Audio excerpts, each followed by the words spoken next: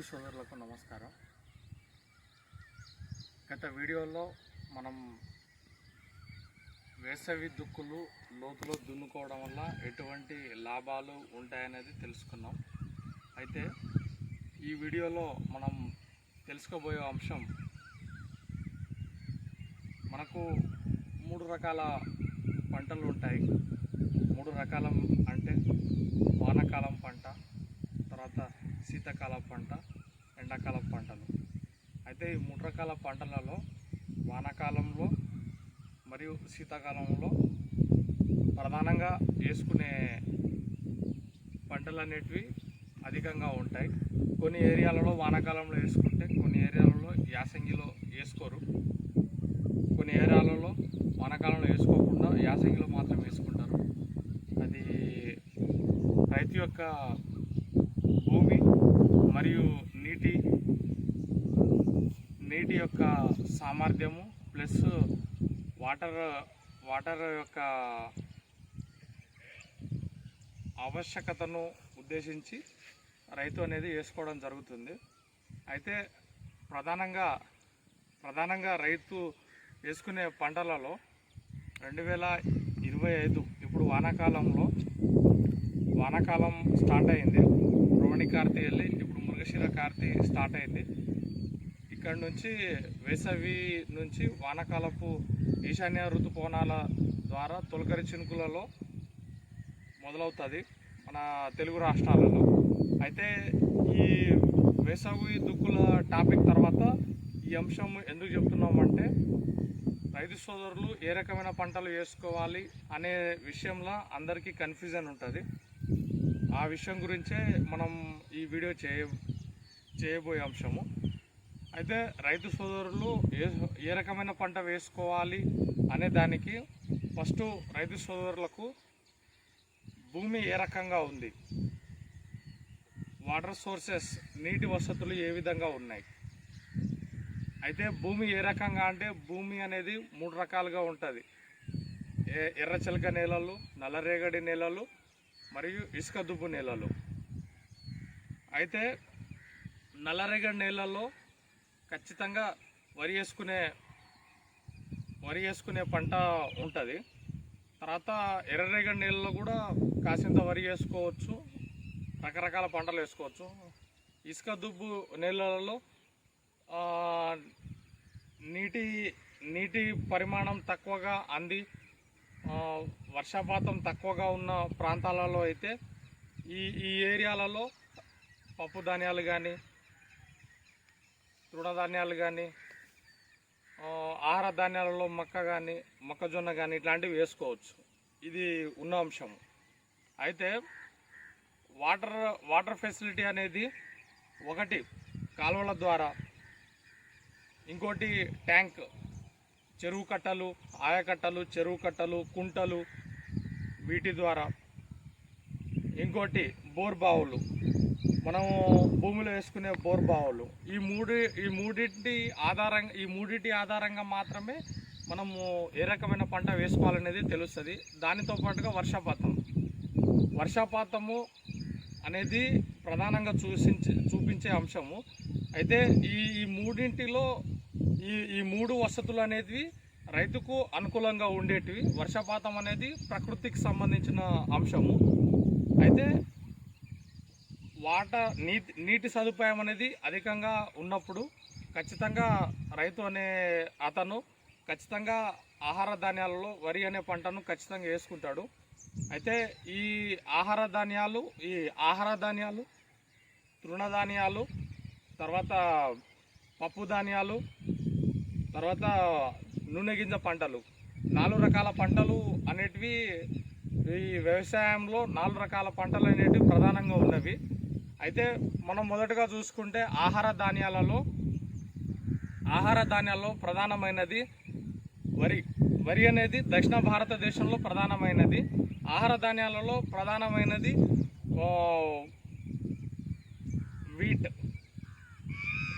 Wheat అనేది ఉత్తర భారతదేశంలో అధికంగా పండించే పంట. గోధుమలు, ఈ గోధుమలు అనేటివి అధికంగా పండించే పంట ఉత్తర భారతదేశంలో. మన దక్షిణ భారతదేశంలో ప్రధానంగా పండించే పంట ఆహార ధాన్యాలలో వరి అనేది. వరి తర్వాత మొక్కజొన్న,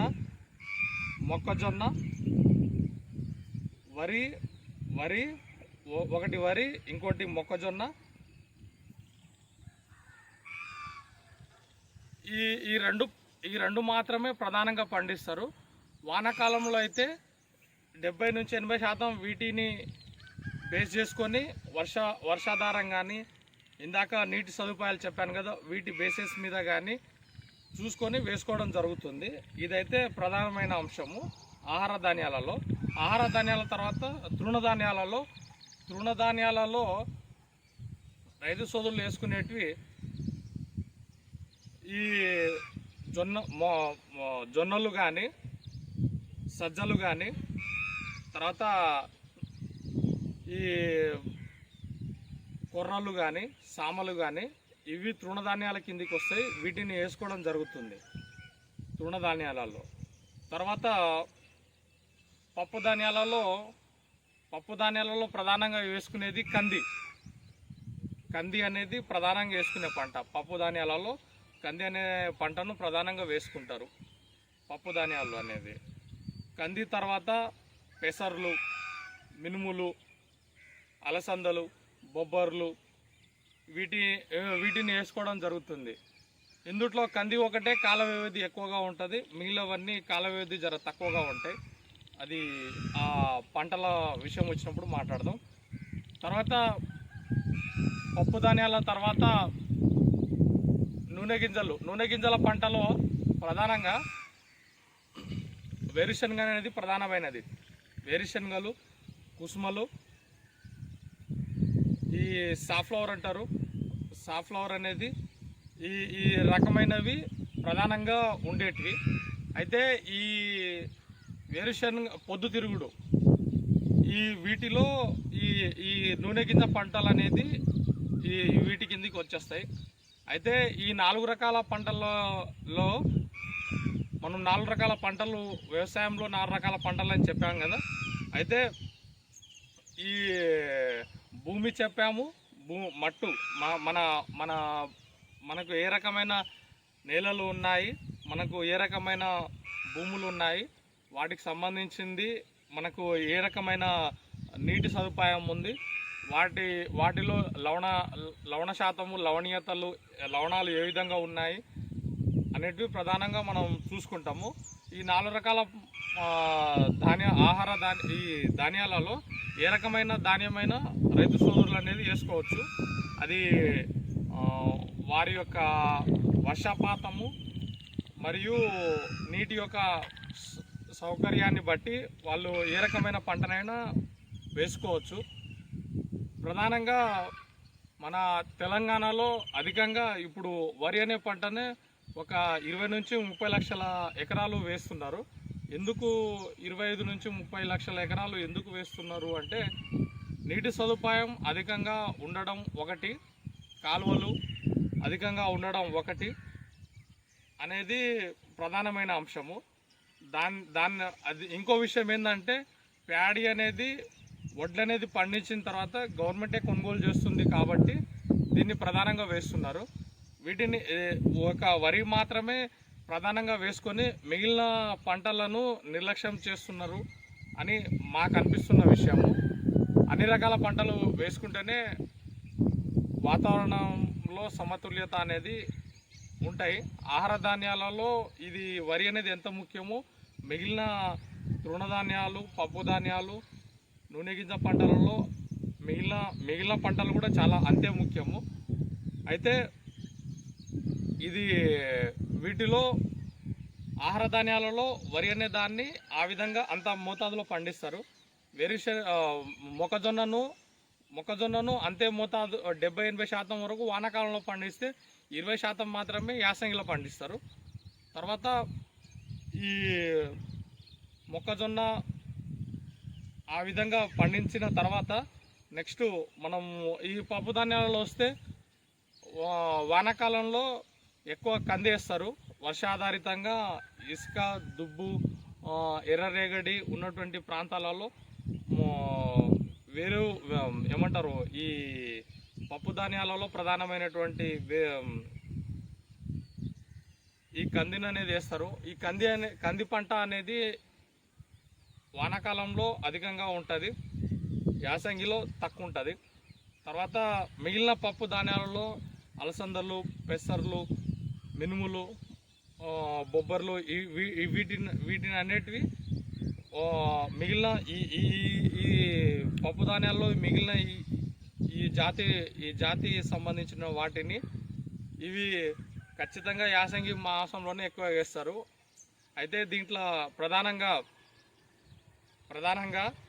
ఈ బెంగాల్ గ్రామ్ ఈ ఏమంటారు మనం శనగలు అనే దాన్ని యాసంగిలో అధికంగా పండిస్తారు. శనగలు అనేటివి ప్రధానంగా రారాజు ఈ యొక్క పప్పు ధాన్యాలలో. దాని తర్వాత వస్తే మనము కింద తృణధాన్యాలలో కింద చూసుకుంటే తృణధాన్యాలలో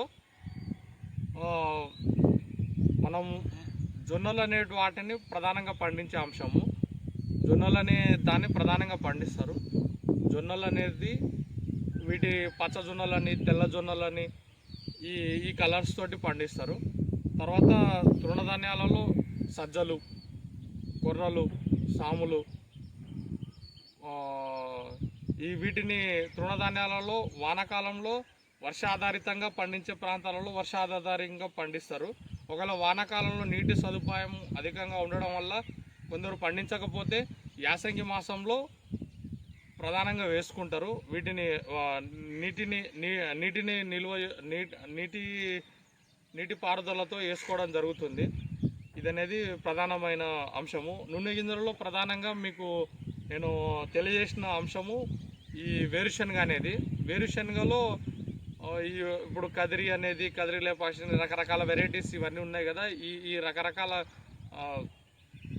ఎన్ని రకాలైతే ఉన్నాయో వాటిలో వానాకాలంలో చేసుకునే తీగ రకం బుట్టలు అంటే ఆ వేరుశనగలో 2 రకాలుగా ఉంటాయి. ఒకటి తీగ రకము, ఇంకోటి గుత్తి రకం. గుత్తి రకంలలో ఎక్కువ తీగ రకం బుడ్డలు వానాకాలంలో వేస్తారు. గుత్తి రకం బుడ్డలు అనేటివి అంటే వేరుశనగ దాంట్లో గుత్తి రకం అనే దాన్ని అధికంగా యాసంగిలో వేస్తారు. ఇది ప్రధానమైన విషయం. ఈ విధంగా వేసుకోవడం జరుగుతుంది. అయితే ఇంకో అంశం చెప్పడం మనం మర్చిపోయినాం. అయితే చెరుకు కానీ, మిరప కానీ, పత్తి కానీ ఇవి 3 కమర్షియల్ క్రాప్స్ అంటే మిరప అనేదేమో ఆహారంలో ప్రతి దాంట్లో అవసరం పడే పంట కాబట్టి అది వాణిజ్యపరమైనవి ప్లస్ విదేశాలకు ఎగుమతి చేయడం జరుగుతుంది. అది ప్రధానమైనది. రెండోది చెరుకు నుంచి ఈ ఏమంటారు ఈ బెల్లం కానీ, చక్కెర కానీ ఇవి తీయడం జరుగుతుంది కాబట్టి ఇది వాణిజ్య రకమైన పంట. తర్వాత పత్తి నుంచి మనం వేసుకునే బట్టలు అనేటివి చేయడం జరుగుతుంది కాబట్టి ఇది వాణిజ్యపరమైన పంట. అయితే వీటికి సంబంధించి రకరకాలుగా వాటి యొక్క యాజమాన్య పద్ధతులు ఒక్కొక్క పంటవి ఒక్కొక్క విధంగా ఉంటాయి. అయితే మన యూట్యూబ్ ఛానల్లో వరి పంట గురించి క్లియర్గా చెప్పినాం. మనము వరి పంట తర్వాత మొక్కజొన్న గురించి కూడా క్లియర్గా చెప్పినాం. నూనె గింజ పంటల్లో అనేటువంటి ఇది వేరుశనగ గురించి క్లియర్గా చెప్పినాం. పప్పు ధాన్యాలలో పెసర గురించి, మినుముల గురించి కూడా క్లియర్గా చెప్పినాం. ఈ తర్వాత హార్టికల్చర్ క్రాప్స్లో మామిడి పంట గురించి కూడా క్లియర్గా చెప్పినాం. ఎటువంటి విషయమైనా దీంట్లో మనం చెప్తూనే ఉంటాం. ఇది ఒక ప్రధానమైన అంశము. అయితే లాస్ట్ వీడియోలో మీకు చూపించినట్లు నీరు అనేది నిల్వ ఉండరాదు, సమ్మర్ డీప్లో వేసవి దుక్కులు అనేది లోతులో దున్నుకోవాలని మీకు క్లియర్గా చెప్పినా కదా. అయితే ప్రజెంట్గా మనం చూసుకునే పొలం చూస్తే ఈ ప్రాంతంలో నీరు అనేది ఎక్కువగా నిల్వ ఉండడం జరుగుతుంది. ఈ విధంగా నీరు ఎక్కువ నిల్వ ఉండడం వల్ల ఏమవుతుందంటే భూమి అనేది ఆరదు. భూమి అనేది ఆరకపోతే ఏమవుతుందంటే ఈ నీళ్లు ఆ భూమి రెండు కలిసిపోయి లవణీయత అనే సామర్థ్యాన్ని వాటరు భూమి రెండు ఒకదానికొకటి చర్య జరిపి లవణాల సామర్థ్యాన్ని పెంచేస్తుంది. పెంచేయడం వల్ల రైతుకు అనేది దిగుబడి రాదు. అందుకోసమే వానాకాలంలో పంటలు జూన్ మాసంలో వేసుకొని జూలైలో వరి నాట్లు అనేది జూన్లో వేసుకొని జూలైలో నాటుకోవాలి. తర్వాత అక్టోబర్ చివరిలోగా కటింగ్ చేసుకోవాలి. నవంబర్ మొదటి వారంలో వేసుకోవాలి. మళ్ళీ నర్సరీ మళ్ళీ డిసెంబర్లో నాటుకోవాలి. ఏప్రిల్ లోపు కంప్లీట్గా ఈ యొక్క పంట కాలం అనేది పంట కాల వ్యవధి అనేది క్లోజ్ చేసేయాలి. క్లోజ్ చేస్తే ఏమవుతుందంటే ఓపెన్గా అవుతుంది. వీటికి సమ్మర్ డిప్లో చేసుకుంటే ఆటోమేటిక్గా వీటి యొక్క భాగాలలో సమ్మర్ డిప్లో చేసుకున్నందుకు దీంట్లో ఎటువంటి లవణ సామర్థ్యం అనేది లేకుండా తర్వాత ఈ మంచిగా ఆరడంతో వీటిలో పాత పంట యొక్క అవశేషాలు అనేటివి ఉండకుండా వాటి యొక్క అవశేషాలు అనేటివి కానీ పురుగులు కానీ తెగుళ్ళవి కానీ అవశేషాలు అలాగే మిగిలిపోతాయి. ఇలా ఉండడం వల్ల కంప్లీట్గా అలాగే మిగిలిపోతాయి. సమ్మర్ డిప్లో చేసుకొని దున్నడం వల్ల ఏమవుతుందంటే ఎండకు మట్టి అనేది కంప్లీట్గా ఎక్స్పోజ్ అయ్యి అది లోపల ఉన్నటువంటి చెడు వ్యర్థాలు ఏవైతే ఉంటాయో అవన్నిటివి నాశనం అయిపోతాయి. ఇది దీనికి సంబంధించిన అంశము. అయితే సమ్మర్ డిప్లో అనేది మీకు తెలియజేసిన అంశం అదైతే 2025 వానాకాలంలో ఈ ఆహార ధాన్యాలు, పప్పు ధాన్యాలు, తృణధాన్యాలు, ఈ నూనె గింజలు వీటిని అన్నిటివి ప్రధానంగా వేసుకుంటారు కదా.